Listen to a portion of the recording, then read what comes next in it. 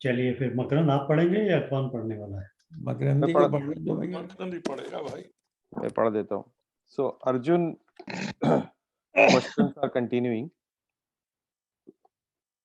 कौन से पे हो? नहीं 12 पे आओ ना। 12 पे अध्याय 12 अर्जुन उवाच। यानी ये भक्ति योगा है ना। हाँ फोकस। मतलब चैप्टर 12 and श्लोक 12 नहीं, श्लोक 1 श्लोक 1 1 से भैया शुरू करने वाले हैं आज।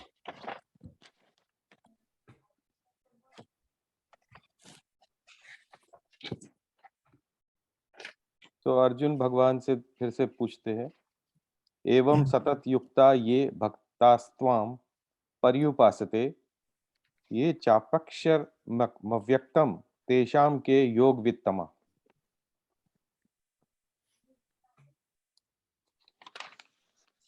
अर्थात जो भक्त इस प्रकार, यानी कि 11वें अध्याय के 55वें श्लोक के अनुसार निरंतर आप में लगे रहकर आप सगुण साकार की उपासना करते हैं और जो अविनाशी निर्गुण निराकार की ही उपासना करते हैं, इन दोनों में से उत्तम योग वेत्ता कौन है? यानी सगुण की उपासना करने वाला उत्तम है या निर्गुण निराकार की उपासना करने वाला उत्तम है?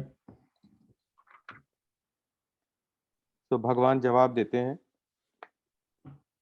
मय्या वेश्य मनो ये माम नित्युक्ता उपासते श्रद्धया पर्योपेतास्ते में युक्त तमा मता।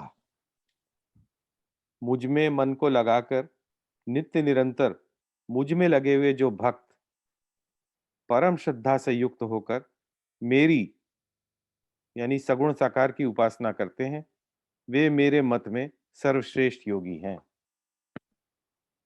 ये काफी क्लियरली भगवान ने स्टेट किया है। पता है, इसमें जो हमारे जो ज्ञानी और जो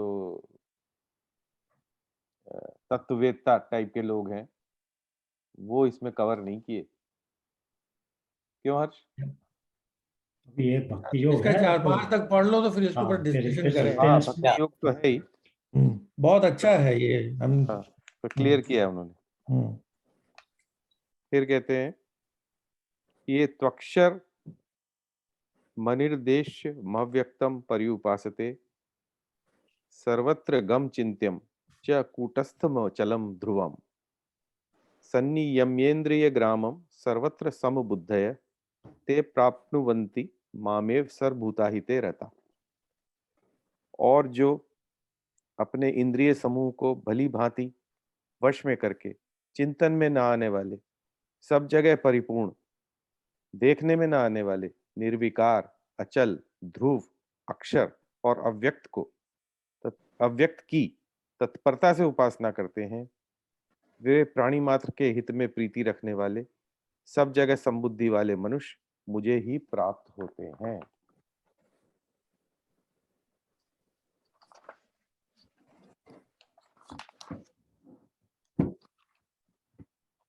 एक आध और पढ़ लेते हैं फिर इसी ये यही मैं काफी सोच अच्छा रहा है। हूँ। एक और ले नहीं लेते जो हैं। है किस पे हो मगन 5 पे आ गए कि 4 हाँ, पे हो? 5 पे आ गए। 4 हो गए, 5 पे आ गए।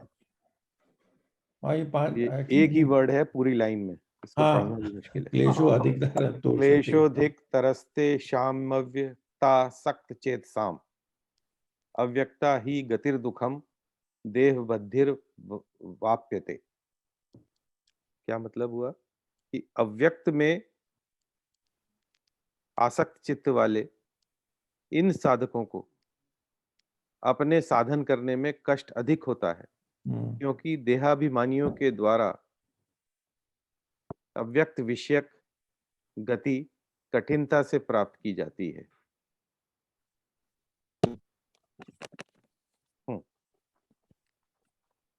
वैसे तो 6 और 7 भी पढ़ सकते हैं, बट अगर आप चाहें पढ़ लें 6 और 7। हाँ, वो उसके 5 से रिलेटेड है, अदर वे अराउंड।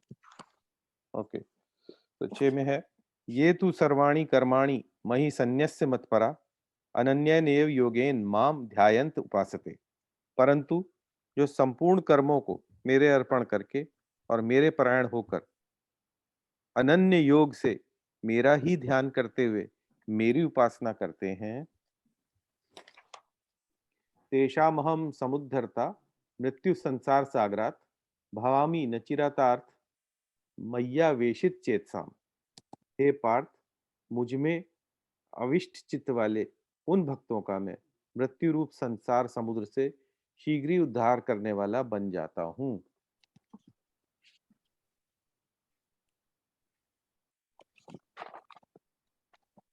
आज मेरा पहला क्वेश्चन ये है कि योगा से यहाँ पर क्या मतलब है श्लोक 1 में? नॉलेज से मतलब नोअर ऑफ योगा। योगा का जो धातु है ना वो युज है। युज का मतलब होता है to join, join the lower to the higher. तो the process is called yoga. तो जो उस प्रोसेस में परफेक्शन हासिल कर लेता है उसको कहते हैं योगी। ठीक है, डज दैट मेक सेंस? मतलब the one who is reaching to the higher level over a time period from lower to the higher. हाँ, because when you are a seeker, जब तक आप सीकर हैं तब तक आप पहुंचे नहीं हैं। You are still seeking. जब आप पहुंच गए हैं then you are not a seeker anymore, right? तो जब आपने इस प्रोसेस के थ्रू परफेक्शन तक जब आप पहुंच गए हैं उसको हम कहते हैं अल्टीमेट योगी। इसलिए हम लोग शिव को भी योगी कहते हैं कई बार। अल्टीमेट योगी जो पहुंच गया है, जो प्रोसेस में है उसको भी योगी बोलते हैं, but he is in the process, he is in the process of yoga. तो अगर हम उस कुंडलिनी के हिसाब से समझे तो वो हार्ट से ऊपर जा रहे हैं। नो, आई थिंक इसका मेरे हिसाब से थोड़ा सा ये है कि योग जो जो हर्ष कह रहा है कि जॉइंट, वो ये कह रहा है, अर्जुन ये पूछ रहा है कि एक तो सगुण वाले हैं और एक ही निर्गुण वाले हैं। हाँ, उन दोनों का जिन्होंने योग कर लिया है, फिर वो उनसे ये पूछता है कि इन दोनों में से कौन सा उपासक हाँ। तो बेटर है। अभी जो प्रभात योग ने जो जो आया है वो मतलब है निर्गुण और सगुण के लिए आया है। हाँ, नहीं, अभी जो प्रभात ने जो बात की थी ना वो योगा के बारे में बात की हाँ थी। हाँ, नहीं तो बट तो ये अभी हम वापस उस पे जाएंगे ना जब अर्जुन के क्वेश्चन के ऊपर, तो हाँ, थोड़ा सा और इसमें क्लैरिटी आएगी, है ये ना? मतलब उसमें ये कह रहा है कि वो कि इन दोनों में से कौन सा जो है, तो मेन वो क्वेश्चन वही है। तो जोड़ना है वो दोनों को कह रहा है, मतलब सगुण वाला और निर्गुण वाला। So that's why I was saying, let's you understand know, you were yoga saying- का मीनिंग होता है to join. The whole process which will take you to from lower to higher will become a yoga.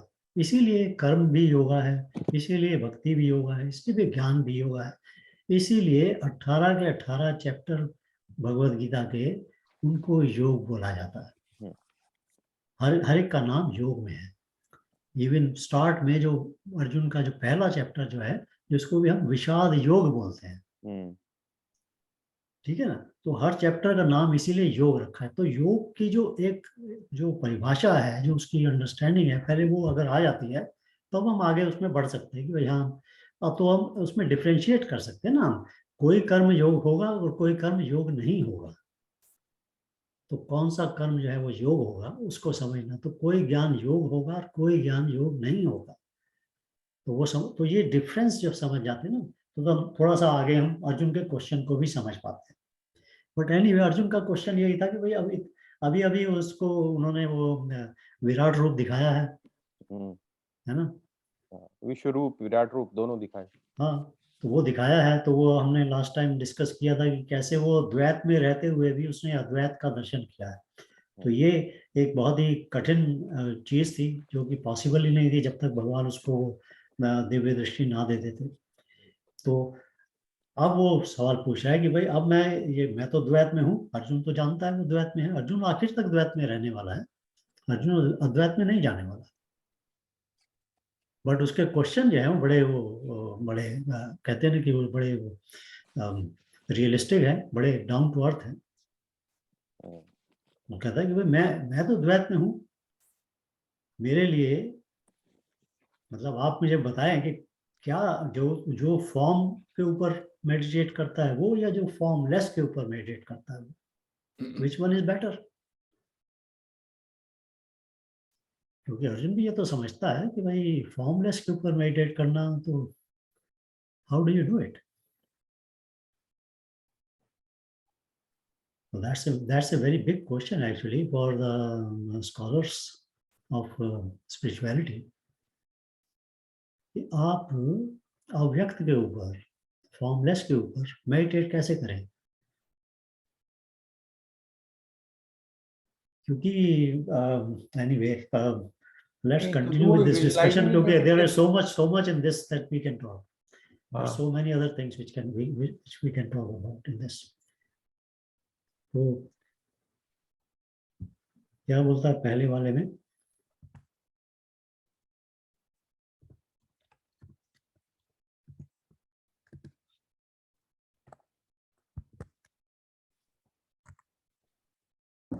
कि जो तो आपके जो ये जो पर्सनल फॉर्म है उसमें डिवोटेड है, और जो फॉर्मलेस ब्राह्मण को करते हैं।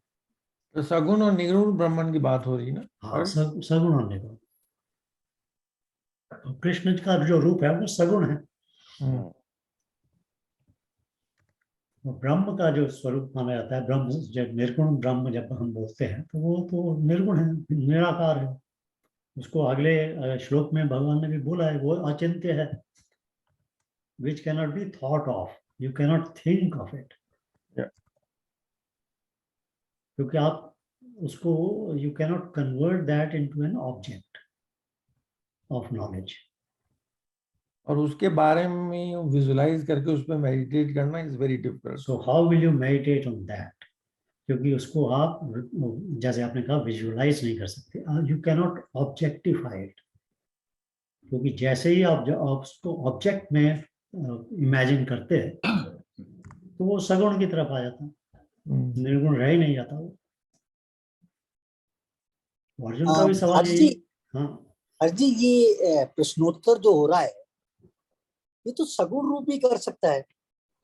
प्रश्नोत्तर तो सगुण में ही होगा, द्वैत में ही होगा। राइट, सगुण में ही होगा, तो पूरा रियलाइजेशन सगुण में ही होगा। मतलब निर्गुण कैसे रियलाइज किया जाए? हाँ, तो सगुण जो है वो एक स्टेप है, एक सीढ़ी है बीच में। निर्गुण तक पहुंचने की सीढ़ी है सगुण। तो इसका मतलब एक ऐसे प्रश्न आता है कि सत्य तो एक ही होगा, वेदर सगुण सत्य है या निर्गुण सत्य? नहीं, दोनों ही सत्य है। ऐसा नहीं हो सकता, सत्य एक ही होता है। नो, पासेस की बात हो रही ना यहाँ पर। हाँ, विनोद जी ने बड़ा छक्का मारा है इसमें, भाई साहब आप कैच करिए उसको। नहीं, the way he is defining सत्य is not right. सत्य मतलब ये एक ही कैसे हो सकता है?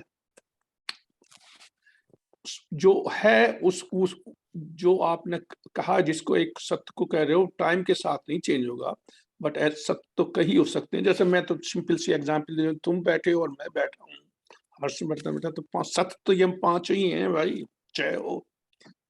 तो मतलब I am not saying this सत्य means that, okay, that's what I जिस ऑब्जेक्ट वाली बात कर रहा हूं मैं। तो मैं तो ये सत्य ढूंढने की कोशिश कर रहा हूँ कि निर्गुण सत्य है या सगुण सत्य है। हाँ, तो राम विनोद जी, सत्य तो एक ही है, ठीक है। तो सत्य हमेशा एक ही रहता है, बट उसको देखने और उसके अपने रूप ये अलग अलग हो सकते हैं। तो दोनों तरफ से है, सत्य का रूप अलग हो सकता है और उसको देखने वाले का परसेप्शन अलग हो सकता है भाई। ठीक है। तो जैसे अभी अगर निर्गुण ब्रह्म से, निर्गुण ब्रह्म की तो हम बात नहीं कर सकते ना। How will we talk about निर्गुण? जो जिसके आप चिंतन नहीं कर सकते हैं, जो आपके माइंड से परे है, मन और बुद्धि जहां पहुंच ही नहीं सकते हैं, वहां जहां एग्जिस्ट ही नहीं करते, मन और बुद्धि जहां एग्जिस्ट ही नहीं करते, आप उस स्थान की, उस जगह की, उस निर्गुण की, उसकी आप चर्चा कैसे कर सकते? तो आपको जब चर्चा करने लगेंगे तो आपको सगुण को करना ही पड़ेगा। दूसरी चीज क्या है कि अभी ये तो हमें मालूम है, हम तो एग्जिस्ट करते हैं, मैं एग्जिस्ट करता हूँ, मेरा शरीर एग्जिस्ट करता है, मेरे सामने चीजें हैं, तो हम द्वैत में तो हैं। तो ये भी हम इसको ये भी नहीं नकार सकते कि भाई ये तो एग्जिस्ट ही नहीं करता।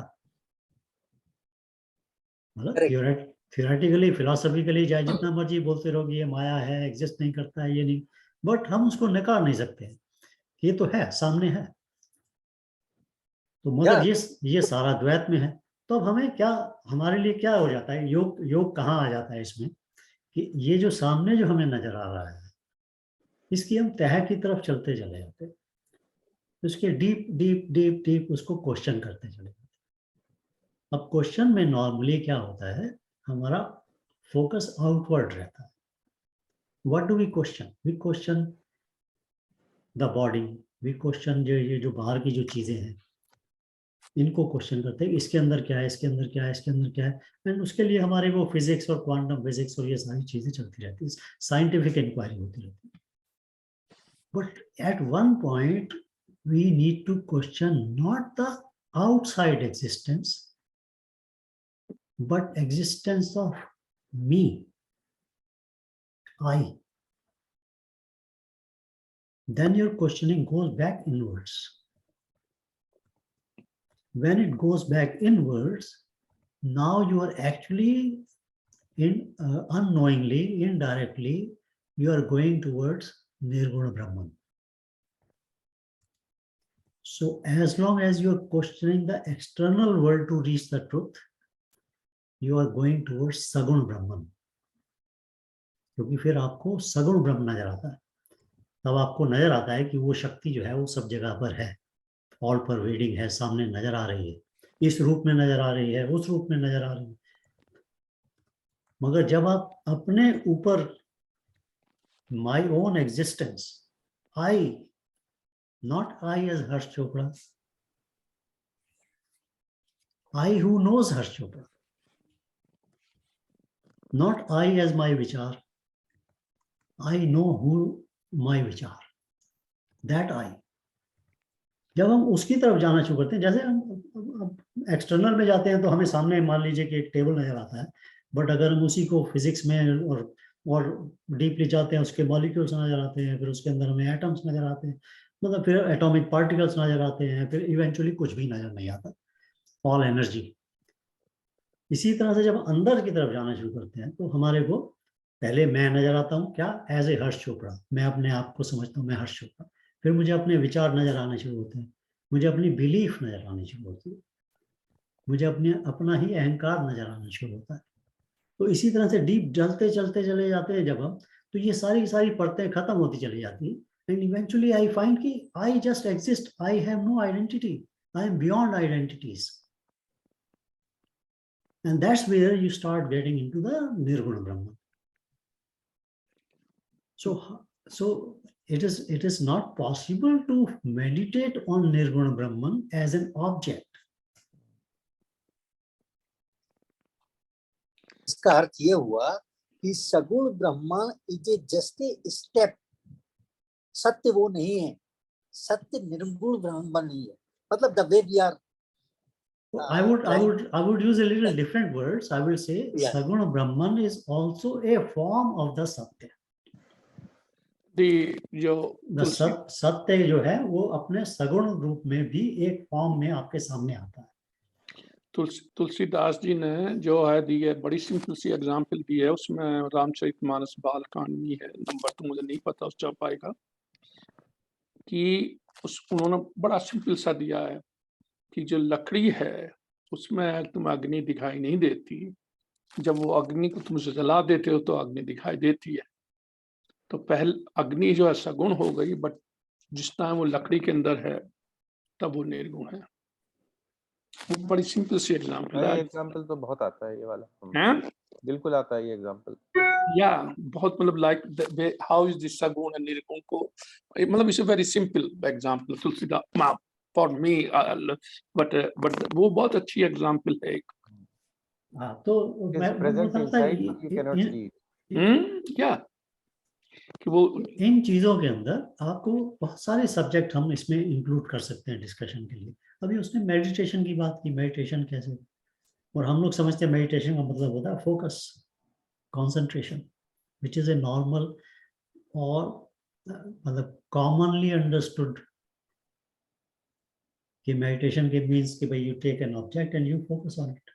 Whether that object is external, for example, कुछ लोग जो है मोमबत्ती की लौ के ऊपर फोकस करते हैं, त्रिपुटी, या वो अपने श्वास के ऊपर करते हैं, तो श्वास अंदर से जा रहा है, बाहर आ रहा है, अंदर जा रहा है, बाहर, या किसी चीज को विजुलाइज करते हैं, उसको भी ऑब्जेक्ट बना के करते हैं. तो इस तरह के डिफरेंट तरीके हैं मेडिटेशन करने के, डिफरेंट पाथ हैं बने हुए, but they are all basically trying to do the focus. And वो focus means concentration.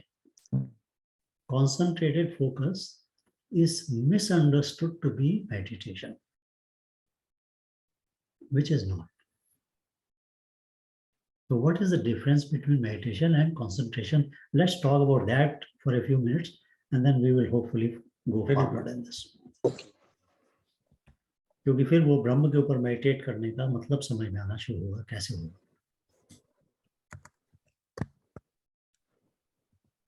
Okay, so one of the major differences between meditation and concentration is this. Concentration is a state of self-forgetfulness.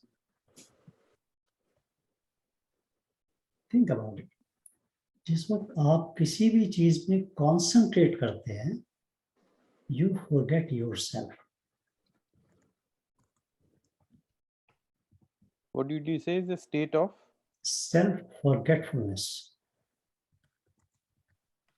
How would you define self? Yeah, we'll come to that. I mean, in this context, how would you In this define context, for example, if I am concentrating on something, I will forget who I am as Harsh Chopra. Even as Harsh Chopra, I will forget. I will be just so much focused, so much concentrated on that, whatever I'm concentrating on, that my own existence, the awareness, मेरी खत्म हो जाती है. I just forget it. मतलब मेरा अस्तित्व खत्म हो जाता है. Identity. मतलब I don't know that I exist. I am so much focused that only that thing which I am focused on, that seems to be occupying my 100% of my mind. Mind. So my thought about my existence goes away. मतलब so much so कि even जो लोग बहुत pen में होते हैं, बीमार होते हैं, if they are concentrating, they forget about their own disease, their own pain. But basically concentration का first मतलब not a simple concentration, but as you go into concentration, the main जो उसका attribute है, that is a self-forgetfulness. I forget myself. Meditation ka, on the other hand, the attribute is self-awareness. So it is a totally opposite of concentration. It is not like concentration. In meditation, your awareness becomes so wide and expand so much that you become all. That's the real meditation. But in concentration, you are just focused so much that you forget yourself. But yaar Harsh, are we talking about the same self in both cases? Meaning in meditation and in concentration, is the self the same definition? Okay. In concentration, the self which is engaged in it is the self with a small s. Yes. In meditation, the self that appears, that sort of reveals itself, is the self with a big S. Right. जो आपका true nature है. So the aham brahmasmi wala jo aham hai, Yeah. that aham, that self becomes aware.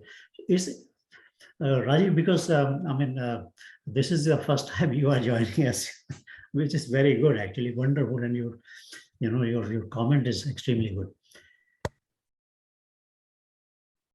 The self with a big S actually takes the shape of the self as a small s. They're not different, they are different forms of the sameness. We will we'll talk more about this. एक side comment है वैसी similar बस simple तरीके से जब देखो तुम किसी यहाँ सेल्फ को ला गया बहुत उससे लाया गया बट सिंपल तरीके से देखो आप जब कभी मैथमेटिक्स या कुछ और कर रहे हो गए और कंसंट्रेशन होकर वो प्रॉब्लम करते हो तो उस टाइम तुम अपनी नेबरहुड को भूल जाते हो मतलब बच्चा भी रो रहा है तो मैं सुनाई नहीं देता उस टाइम मतलब अगर आपने एक प्रॉब्लम सॉल्व करने के लिए ध्यान लगाया है हियर सेल्फ जो है मगर आदमी सेल्फ को कभी नहीं भूलता तो इसमें सेल्फ के साथ वर्ड जो है वो इम्पोर्टेंस दिखाया जबकि तुम अपने को भूल जाओ तो तुम आउटसाइड तो तुम भूल ही जाओगे तो कंसंट्रेशन का मतलब that's what it is like आपने हम सब नहीं कभी कभी काम करते हुए बहुत कंसंट्रेट होकर प्रॉब्लम सॉल्व करते हैं उस टाइम आप अपनी नेबरहुड को नहीं जानते तो ये उस तरीके से the way I think the self is the most like सबसे बड़ी आपकी ईगो है आप सेल्फ के ऊपर ईगो है ना आपको उस चीज को तुम नहीं भूलते तो अगर आप that's what I think he mean this half that say I'm saying a little bit simple language man I look at that. So anyway, so going back to the first attribute, first difference is that in concentration, it's a state of self-forgetfulness, while meditation is a state of self-awareness. So that is one of the first difference, right? The second difference is that in concentration, your mind gets focused on a sort of a pinpoint focus. So the mind is totally focused in one direction, in one way. In meditation, the mind does not exist. So meditation, you're going to go beyond mind. You're transcending the mind. In concentration, you are using the mind and you're staying with the mind in a focused form.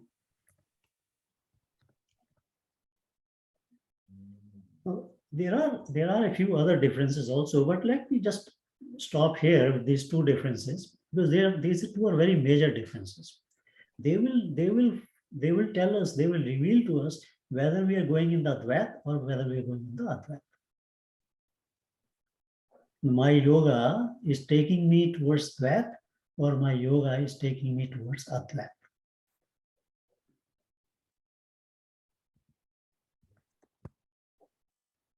And that's why Bhagwan says in Bhakti, you need to go beyond concentration and get into meditation. And this is where Bhakti, the additional factor starts to come in. That you are focused on what you're doing, on your karma, and yet your inner mind is only thinking or engaged, not really thinking, but engaged in the Saguna Brahman. So while you are able to concentrate on your activity, your self-forgetfulness is now broken. You still do not forget yourself, not self with a small s, but the self as a big S.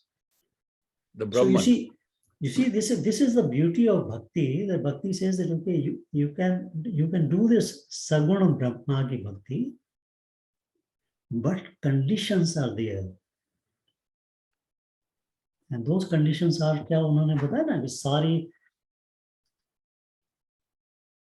Let me open that second shloka.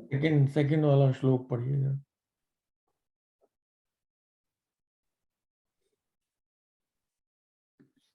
जो कह रहे हैं ना the people who are fixated on me. Fixated on me. Yeah. Always engaged with Shraddha.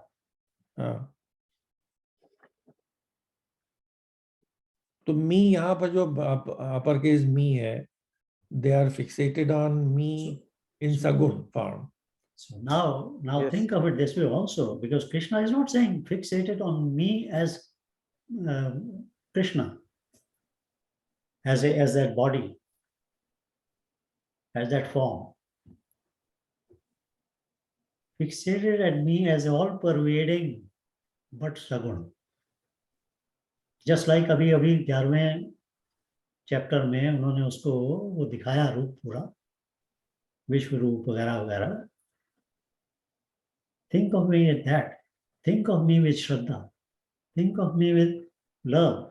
Think of me with, मतलब stay with me. Stay. Your mind is totally engaged in me. There is no question of self-forgetfulness anymore. Your awareness has to expand.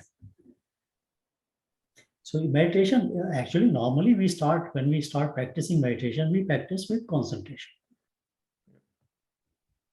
Even Patanjali के अष्टांग योगा के अंदर ध्यान धारणा समाधि है ना, concentration, जिसको हमने ट्रांसलेट कर लिया मेडिटेशन में, इंग्लिश में तो वो वर्ड नहीं है, तो इसलिए that concentration is the point to start with, but this is like a walking stick. You use it until you need it, and then you drop it. So Bhagavan says you see, bhakti is very hard to understand. It's not, bhakti is not just कि भाई वो सुबह शाम prayer कर दिया और भजन गा लिया या something like that. That process is not really bhakti. Bhakti is who is vibhakt, who is never vibhakt, who is never divided from the totality, who is fully engaged all the time with that totality. Only that person is a bhakt. But Harji, ये तो बहुत बड़ा step change है. From concentration to meditation, what you have explained. There is a huge change suddenly, मतलब from self-forgetfulness. Say then you are all the time with self. That's why there are only very few people who have been able to successfully do it. But I think our biggest problem is that we don't even know that there is something like that available or to be done. So we just get engaged with the process itself and think that process is the end result. But वो नहीं है. But anyways, there are meditations जो कि आपको जो techniques हैं जो आपको sudden switch करती हैं, concentration से awareness पे ले जाती हैं. So probably it has to be only experienced. You cannot, right now, whatever theoretical thing we are talking, it has to be experienced.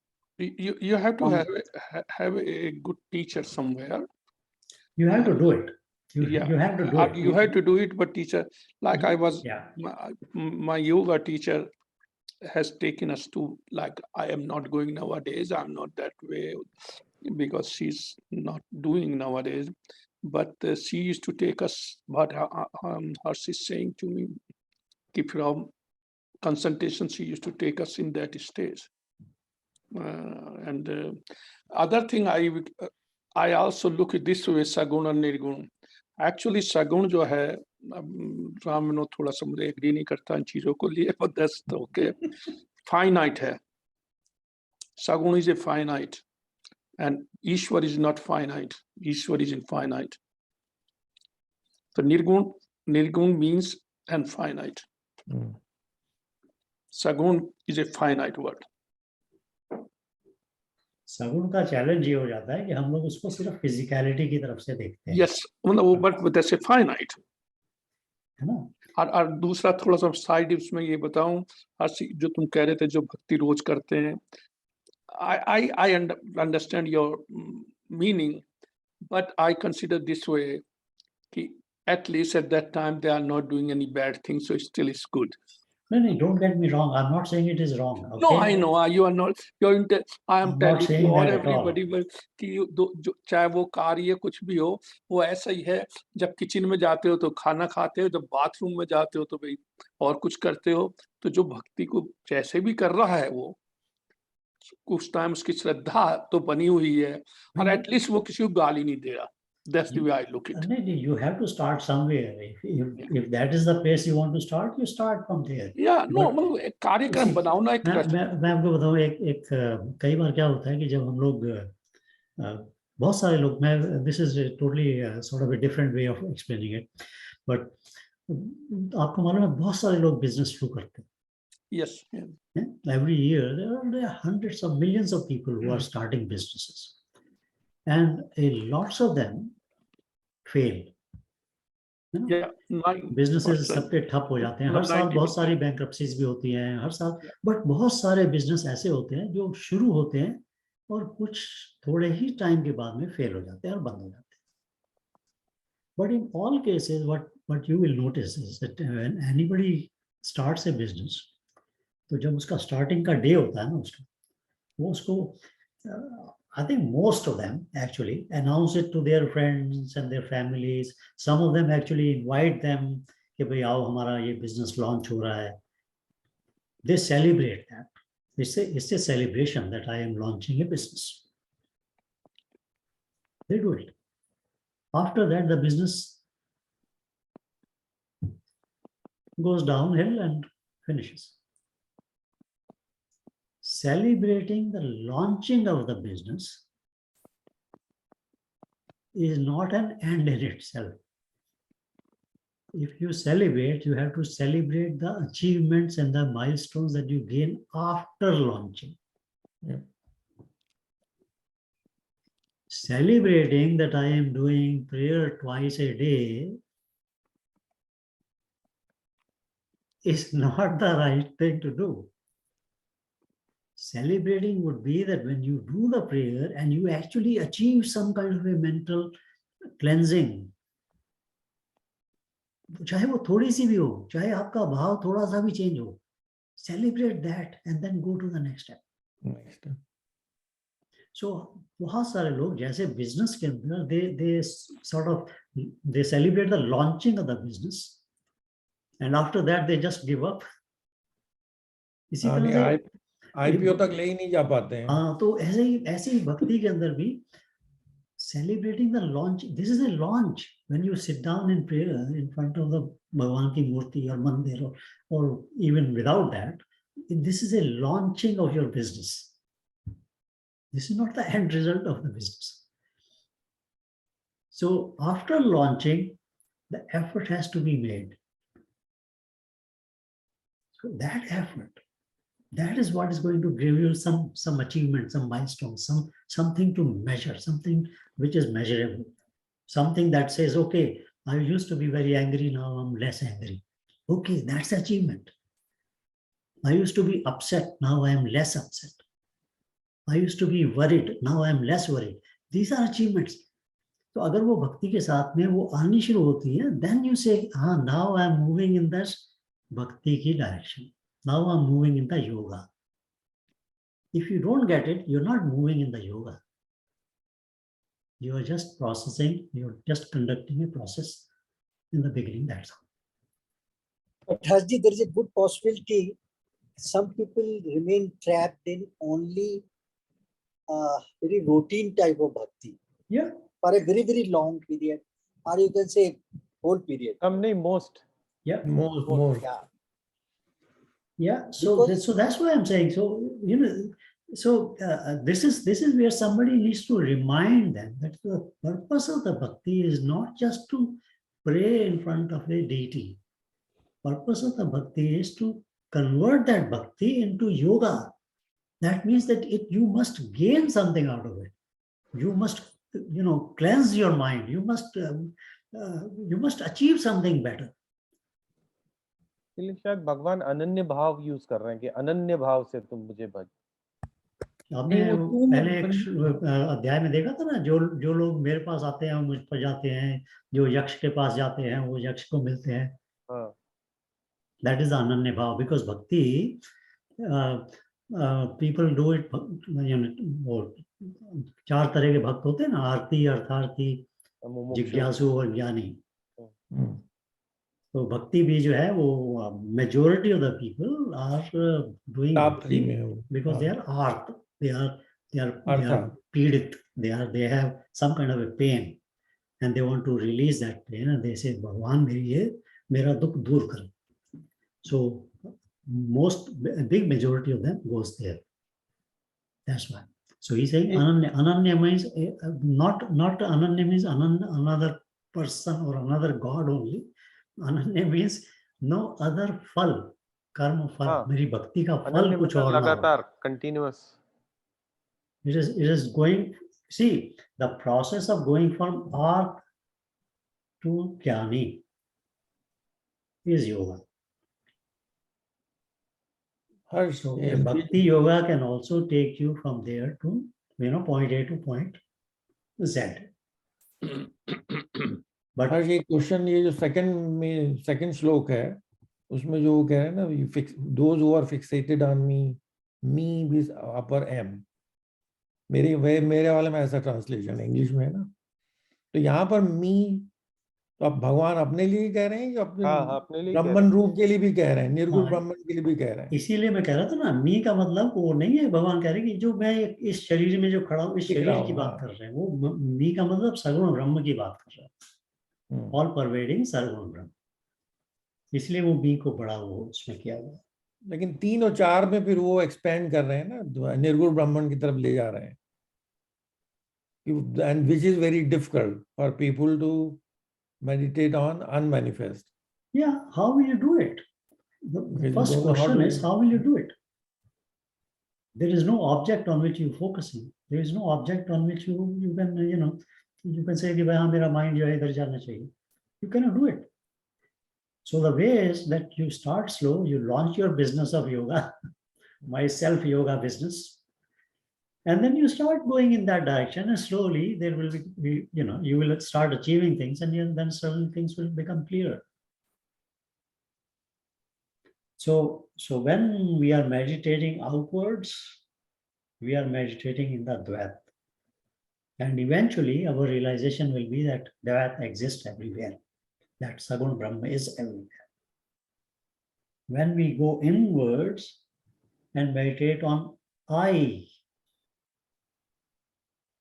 then we are moving towards Advait. In the direction outward, when we are meditating outwards, our understanding grows. And the awareness grows because of understanding.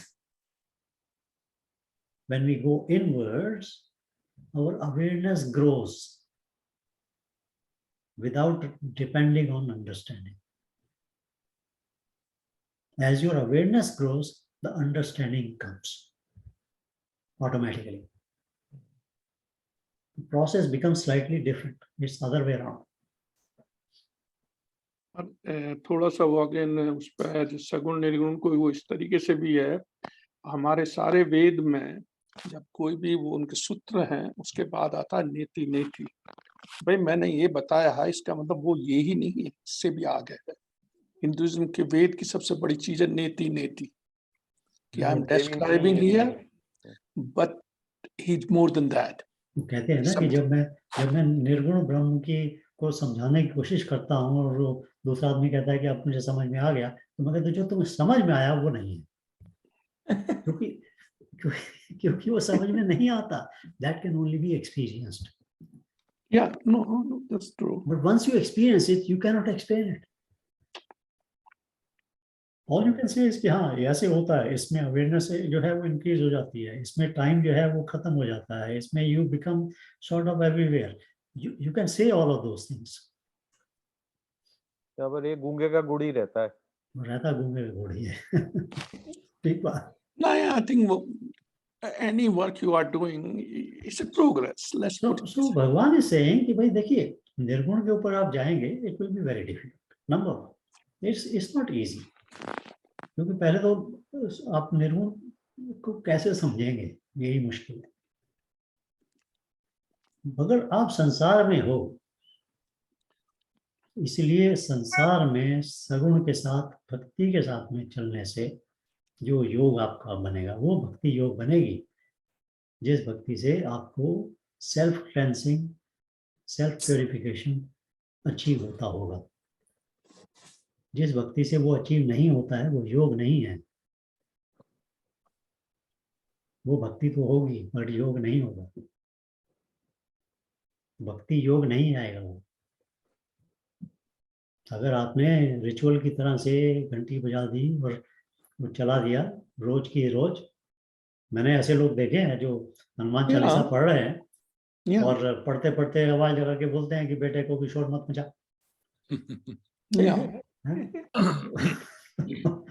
तो दरवाजे पे कौन आया देखो, जय हनुमान ज्ञान गुण सागर करो, दरवाजे पे कौन है। So this is a ritualistic kind of a thing. This is not bhakti yoga. When you join the word yoga, it means that yoga must take you up. It must cleanse you. It must give you something better. It must take you to somewhere positive. It must take you from tamas to rajas to sattva. It must. Then only it is a yoga. Otherwise, it's आपने not. वो भक्ति 4 प्रकार जो बोला था, हाँ जी, that is actually and towards ज्ञानी. What is the other 2 steps you said? एक होता है, पहला तो होता है ना आर्थ, आर्थ बोलते हैं जो पीड़ित है। Yeah. दूसरा होता है अर्थार्थ। अर्थार्थ मतलब जिसको वेल्थ की या किसी वस्तु की आवश्यकता है। हाँ, तीसरा होता है जिज्ञासु। जिज्ञासु, correct. वो क्यूरियस है कि भाई ये भक्ति करने से या ये क्या श्रद्धा करने से क्या होगा। So these steps should appear. I mean, you should feel that you are moving in those steps. Otherwise, the routine you keep on doing. हाँ बिल्कुल बिल्कुल। सिर्फ वो हम ये नहीं कहते कि सारे स्टेप आने चाहिए, क्योंकि हमें मालूम नहीं कि कोई भी व्यक्ति किस स्टेप पर ऑलरेडी है। तो हो सकता है कि कोई आदमी आर्थ की स्टेज पर हो और कोई आदमी जिज्ञासु की स्टेज पर हो। तो हम ये नहीं कहते कि भाई जिज्ञासु तुम्हें भी इसमें चारों में से जाना है। हम यही कहते हैं कि भाई ये 4 स्टेजेस हैं, यू जस्ट डिसाइड कि तुम कौन सी स्टेज के ऊपर हो, and then you move forward from there. Your yoga is from that step onwards. वैसे गीता में एक जगह आया है कहीं पीछे, मैं वो तो नहीं बता सकता चैप्टर है वो, कि भगवान कृष्ण ने उसमें क्लियर कट कहा है कि भाई जो है, मतलब इन सेंस वो कहा है कि अगर डिसाइपल जो है वो उस लेवल पर नहीं पहुंचा तो तू लोगों को, वैसे ज्ञानियों को, दूसरों को कंफ्यूज नहीं करना चाहिए और समथिंग लाइक दैट बोला हुआ है भाई। देखिए ना, आप स्विम कर रहे हैं, आप स्विम कर रहे हैं अंडर वाटर, या ठीक है ना। आप पानी की सतह से 2 इंच नीचे हैं और या आप 6 फुट नीचे हैं। दोनों स्टेज में आप सांस नहीं ले सकते, मगर जो 2 इंच नीचे है वो जरा सा ऊपर निकलता है और सांस आ जाता है, और जो 6 फुट नीचे है थोड़ा ज्यादा मेहनत करके ऊपर निकलता है और फिर उसको सांस आ जाता है। अब दोनों स्टेज में हम तो नहीं कह सकते कि भाई जो नीचे जो गया हुआ है वो उसको पता है कि वो 2 इंच नीचे है या वो 6 फुट नीचे है, बट सांस दोनों को नहीं आ रहा। तो बाहर के देखने वाला तो यही कहेगा कि भाई ये सांस नहीं ले सकता, बट वो उस व्यक्ति को पता है कि वो कौन सी स्टेज के ऊपर है, उसको उसी स्टेज से ऊपर जाना है। That's why the yoga for him is from the stage that you are in. So even bhakti yoga will take you from the stage that you are in to the stage that you should eventually get to. The process is yoga. The person who is doing it is a yogi.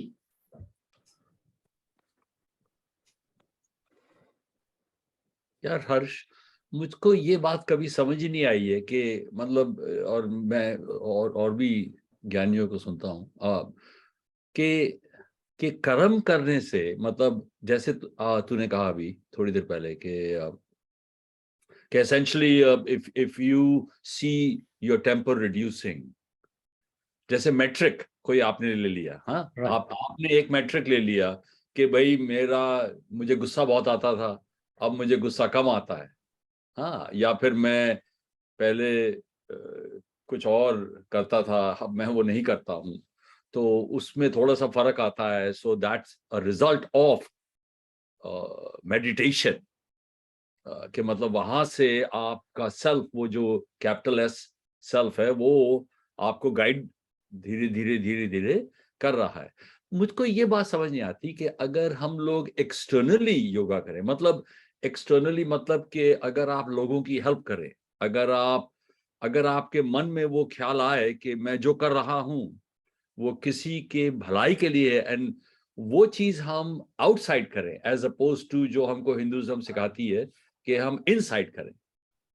सो मतलब अगर हम अंदर concentration, अगर हम बाहर अच्छा करें तो क्या हम अंदर अच्छे नहीं हो सकते? देखिए हिंदुइज्म में ये स्पेसिफिकली ये नहीं कहती कि आप सिर्फ अंदर करें, बट क्योंकि जो चौथा अध्याय और पांचवा अध्याय है ना, ज्ञान कर्म और ज्ञान संन्यास योग जो है, उसके अंदर ज्ञान जो है वो कर्म के साथ जुड़ता है. जी जी. तो कर्म के से तो भाग नहीं सकते हम, कर्म तो करना ही. तो जो हमारा सनातन धर्म है वो एक्चुअली ये सिखाता है कि जो आपका कर्म है वो ज्ञान के साथ में हो. देखिए, कर्म इज रजस, अज्ञान इज तमस, ज्ञान इज सत्व.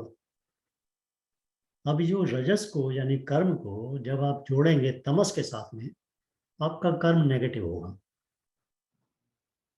क्योंकि आप अज्ञान वाला कर्म करेंगे, चोरी करेंगे, डाके करेंगे, मारेंगे, मतलब you will be unfair, unjust, selfish. But अगर वही कर्म, इनकरेक्ट ज्ञान, हाँ, तो वही कर्म जो है अगर सत्व के ज्ञान के साथ में जुड़ा होगा तो आप पॉजिटिव काम करेंगे, क्योंकि नाउ योर ज्ञान is better, so your karma is going to manifest as a better कर्म. सो कर्मा, भगवान कृष्ण तो कर्म के ऊपर बहुत ही ज्यादा सारा ये कर्म योग के ऊपर ही जोर है. मगर उसके साथ में वो ज्ञान प्राप्त करने के लिए क्या करते हैं, ये बात है. तो एक बात और भी है जो हम कई बार, आपने शायद ये सुनी होगी पहले, कि माइंड के अंदर जो हमारा जो थॉट्स हैं, थॉट्स का प्रोसेस है, वो उसमें 3 चीजें आती हैं. एक होता है कि क्वांटिटी ऑफ थॉट्स, एक होता है क्वालिटी ऑफ थॉट्स, एक होता है डायरेक्शन ऑफ थॉट्स. तो क्वांटिटी ऑफ थॉट्स अगर ज्यादा हो जाती है तो हम एंजाइटी में चले जाते हैं. क्वालिटी ऑफ थॉट्स अगर खराब हो जाती है तो हम नेगेटिव बातें सोचने और नेगेटिव काम करने शुरू हो जाते हैं, चाहे वो सेल्फ डिस्ट्रक्टिंग हो, चाहे वो एक्सटर्नल डिस्ट्रक्शन हो, क्योंकि क्वालिटी खत्म हो गई उसकी. तो ये जो अननेसेसरी के गुस्से होते हैं, बिना बात के अहंकारी वाले, वो सारे उसमें आ जाते हैं. डायरेक्शन के थॉट के अंदर अगर direction towards my selfish interest है तो obviously my actions and my thoughts are going to be towards that. But अगर डायरेक्शन जो है वो फॉर बेटरमेंट है तो my actions and my thoughts are going to be better. But तीनों चीजों के लिए they are different processes, different methods to control. So for the quantity of thoughts, जो ये आप जैसे वॉलंटियर वर्क करते हैं, कर्म करते हैं बाहर दूसरे की भलाई के लिए, your quantity of thoughts reduces. And this can be experienced. If you just go to a temple and serve water to others, while you are doing that, you will see that you feel very happy and calm. Your quantity of thoughts has gone. Your anxiety is gone. Simply by doing that. So karma, this is what Sanatana Dharma actually teaches, that you need to do this. You need to do your karma like this. So, but how do you improve the quality of thoughts, and how do you improve the direction of thoughts?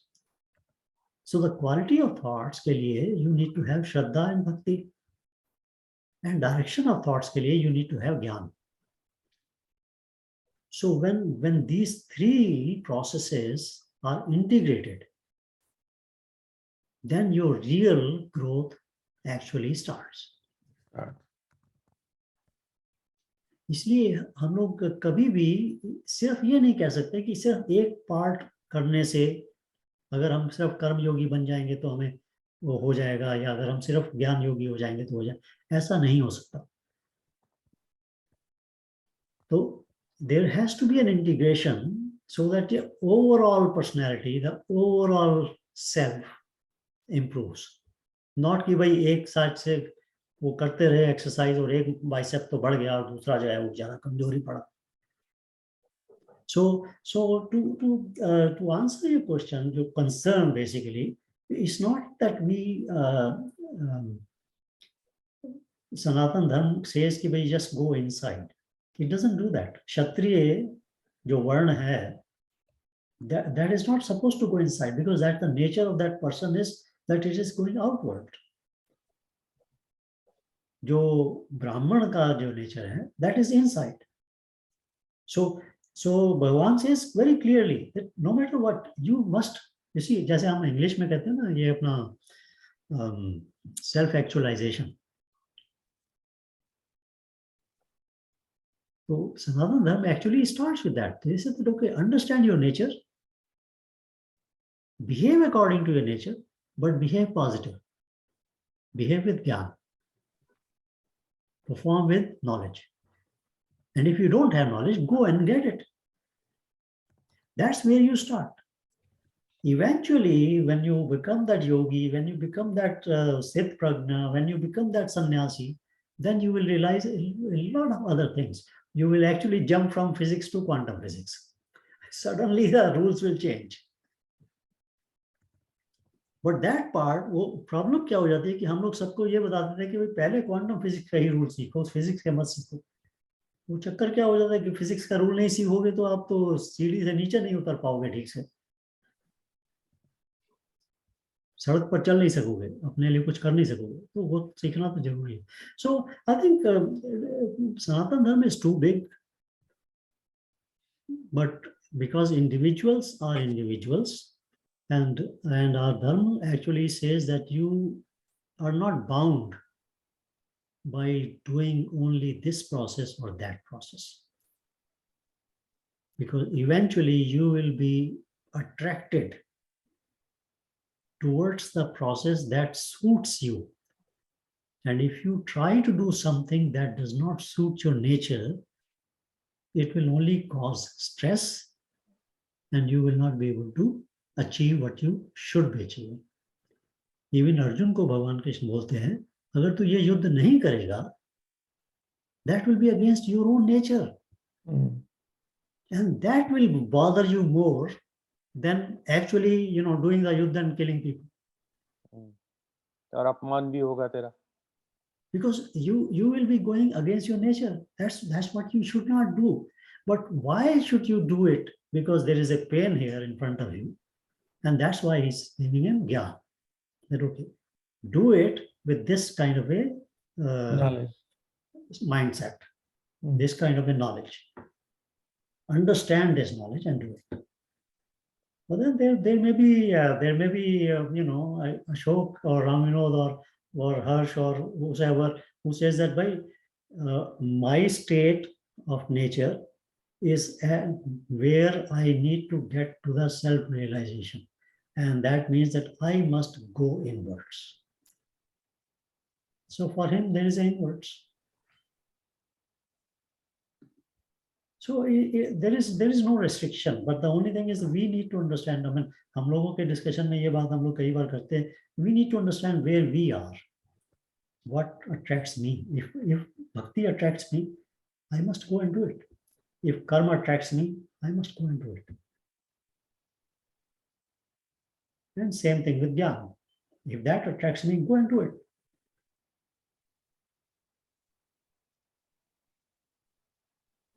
But nowhere in our Shastra, nowhere you will find that it will say, run away from your karma.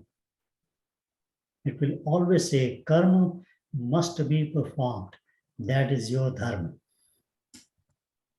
Karma is dharma. Last time हम लोग ये थोड़ी सी बात कर रहे थे कि भाई जो धर्म है उसकी डेफिनेशन तुम्हारी state of life, state your position in life के हिसाब से चेंज हो जाती है, but it's always related with karma. When you are a father, your dharma becomes a pitru dharma. When you are a son, your dharma is putra dharma. इसी तरह से शिष्य धर्म या जो भी है, जो भी डिफरेंट स्टेट्स हैं. But why? What is it? What is Shishya Dharma? It is related with karma. What is Pitra Dharma? Which is related with karma. It's karma only that defines you as a pita. It's karma only that defines you as a guru or a shishya or whatever, or an officer or a manager or whatever. So karma will never be sort of broken away from dharma.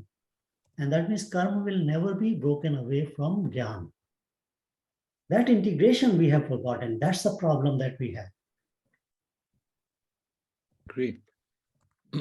I agree, because I always try to compare, like for example, जैसे कि mother Teresa, ठीक है हिंदू नहीं मतलब, but उन्होंने जैसे कर्म किए, मैं उनको कंपेयर करता हूँ टू अ स्वामी, कोई स्वामी जी जैसे कोई माउंटेन पे बैठे हुए हैं और वो उन्होंने साधना करके और मेडिटेशन करके वो सीख गए हैं कि भाई मेरा सेल्फ क्या है, मतलब द बिगर सेल्फ वो समझ गए हैं कि वो कैसे समाते हैं ब्रह्मन में, वो समझ गए।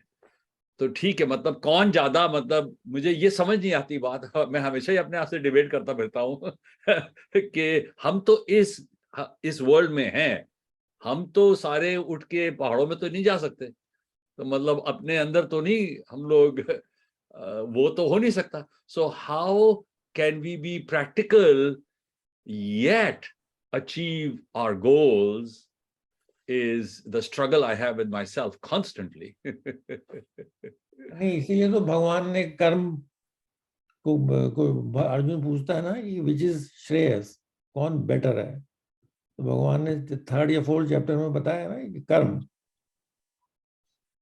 मतलब सारे कर्म भक्ति ज्ञान से तुम पहुंचोगे अल्टीमेट गोल की तरफ। और वो मुझको बिल्कुल समझ आता है।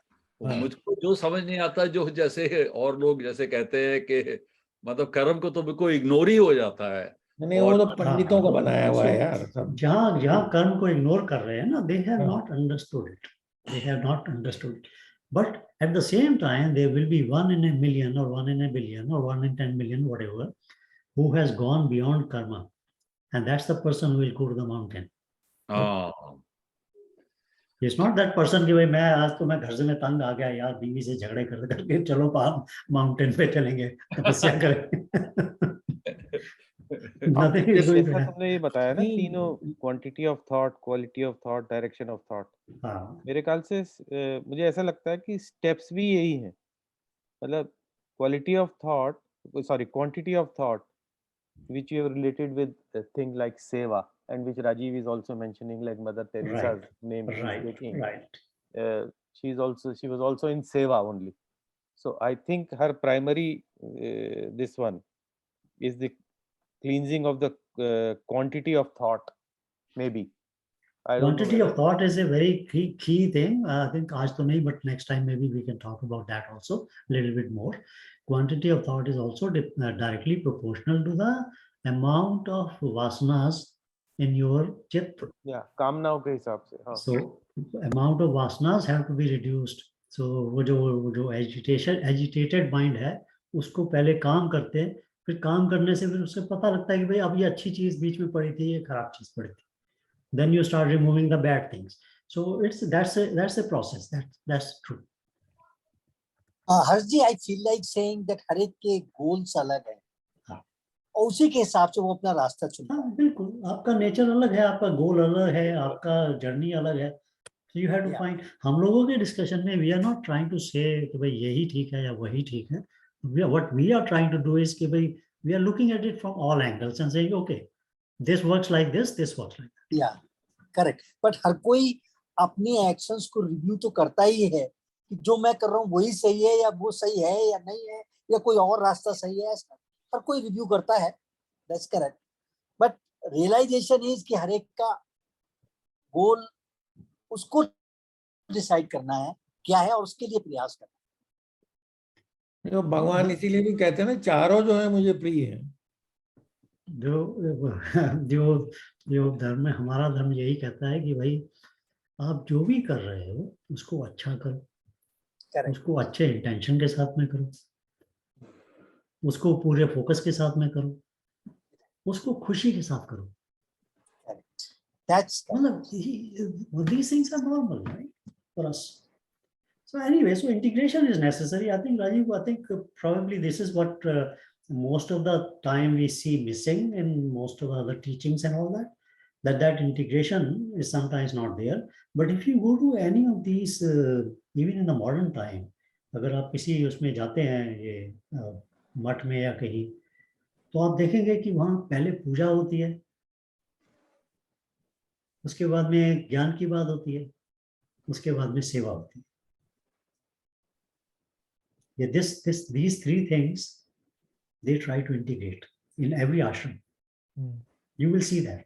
But the only thing is that this is being done only in the ashram. We need to do it in our life. Every day. That integration has to be there. So anyway, आज के लिए तो काफी है मेरे लिए. बहुत अच्छा. Thank you, यार. Very ये good. चैप्टर बहुत बढ़िया है यार, इसमें काफी डिस्कशन होगा. Yeah, this is good. I mean, yeah, I like it. So nice, so nice. चलिए, मैं रिकॉर्डिंग रोक लेता हूँ.